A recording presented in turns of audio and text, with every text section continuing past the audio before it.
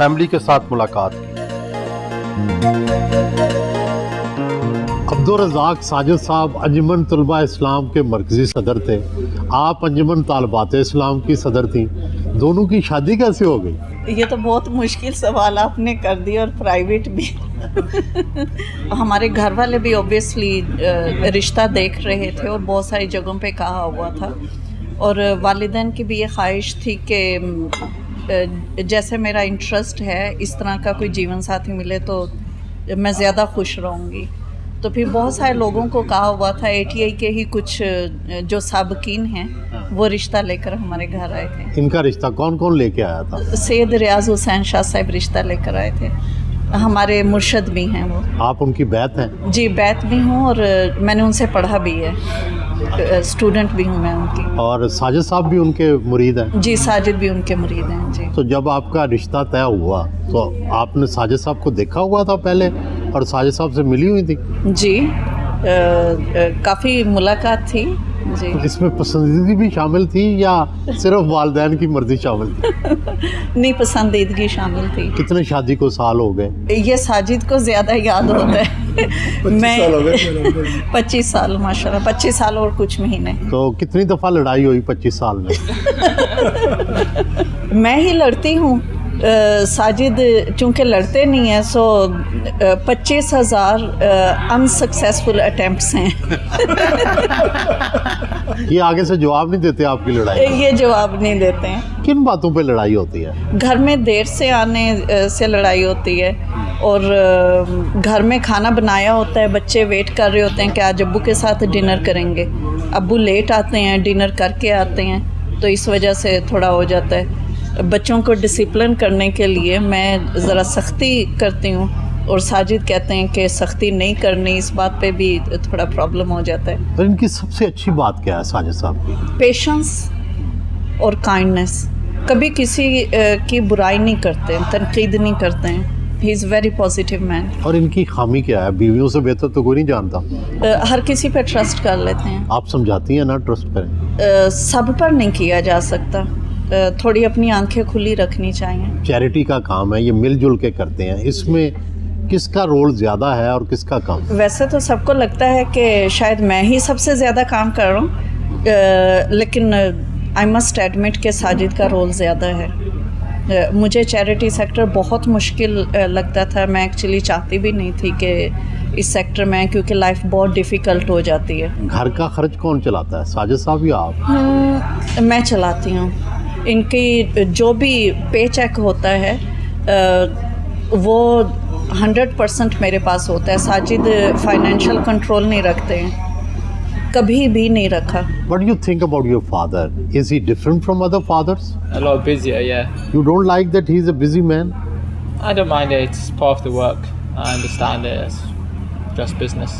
What do you know about Pakistan? There's a lot of problems in Pakistan, but I wouldn't be the best person to ask about each specific thing. But I think the best thing is the blindness that is helping in Pakistan, I'd say. Both work in the charity sector in terms of poverty there. I suppose that's the best thing he's doing there. He's really loving and he's really kind to us, and he helps us a lot. When I need help, I can ask him and he can support me and give me advice on what to do.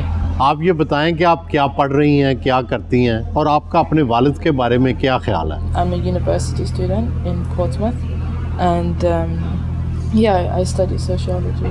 And what about your father? Well, of course, I think my father's a great parent, but I also admire the work that he has done for the charity, and I think it's nice to have a parent that you can look up to. Pakistan के बारे में कितना जानती हैं? I feel like I know quite a bit about Pakistan. I went there not too long ago in 2019.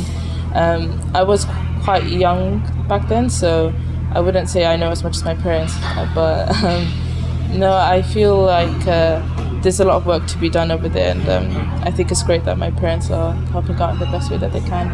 मेरा नाम उर्वा है, मैंने यूनिवर्सिटी में I studied English literature. As a father, very understanding and very supportive.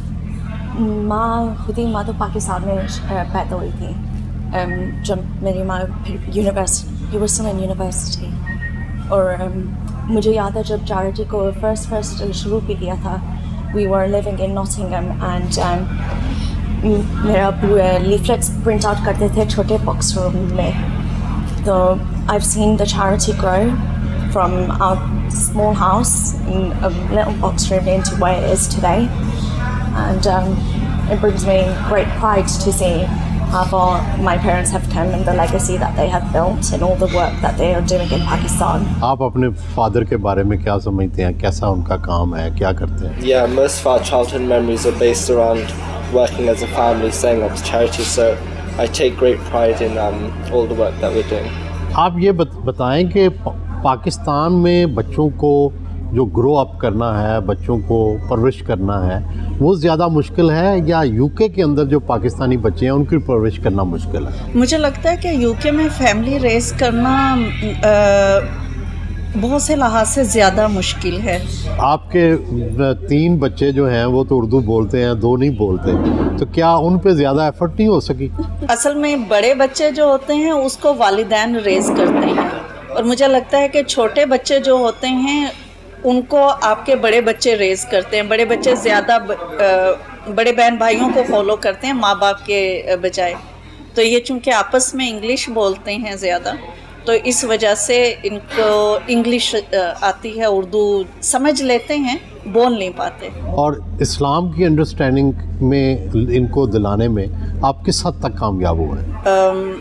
अल्हम्दुलिल्लाह मैं समझती हूँ कि मैं उसमें बहुत कामयाब हूँ। बज़ाहिर बच्चे लगता है कि बहुत वेस्टर्न हैं, लेकिन आपको हैरत होगी कि ये बहुत इस्लामिक माइंडेड हैं, सभी पांचों। मिस्र पहुँचे,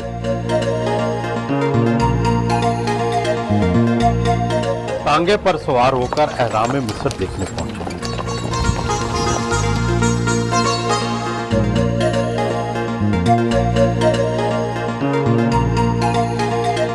काहिरा में रेड क्रिसेंट के दफ्तर आए।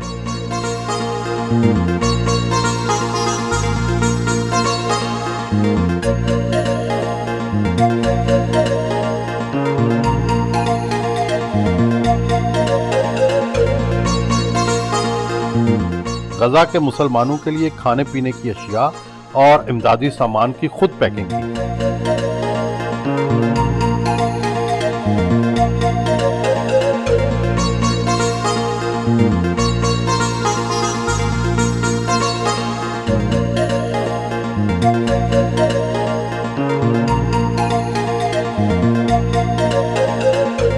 इमदादी सामान के ट्रक रेड क्रिसेंट के हवाले किए।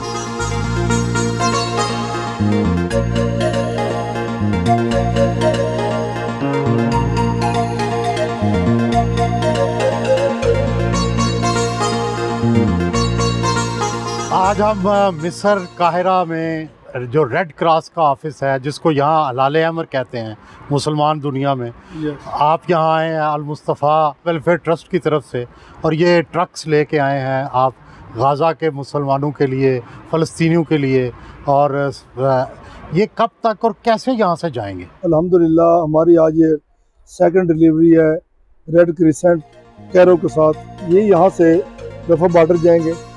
रफ़ा बॉर्डर ज़रिए रेड क्रिसेंट जो गज़ा के अंदर है, जिससे हमारी जो पार्टनर डिलीवरी जो चैरिटी है वो डिलीवर करेंगे। तो यहाँ सामान जाएगा, वहाँ तक पहुँचेगा, वहाँ से ये हवाले करेंगे, रेड क्रिसेंट गज़ा के हवाले करेंगे, तो वहाँ लेकर अंदर जाएंगे। और इंशाल्लाह ताला उन लोगों तक पहुँचेगी। ये कितने दिन में पहुँचेगी? ये आज रात तक वहाँ पहुँच जाएगी रफ़ा बॉर्डर में। रफ़ा बॉर्डर से आगे वो शॉर्ट वे है, और इंशाल्लाह ताला कल सुबह तक वहाँ ये लोग डिलीवर हो जाएगी। ये कितने लाख पाउंड का ये सामान है? ये कम से कम यहाँ जो अभी सामान जा रहा है ये 3,65,000 का पाउंड का सामान है जो यहाँ से जा रहा है।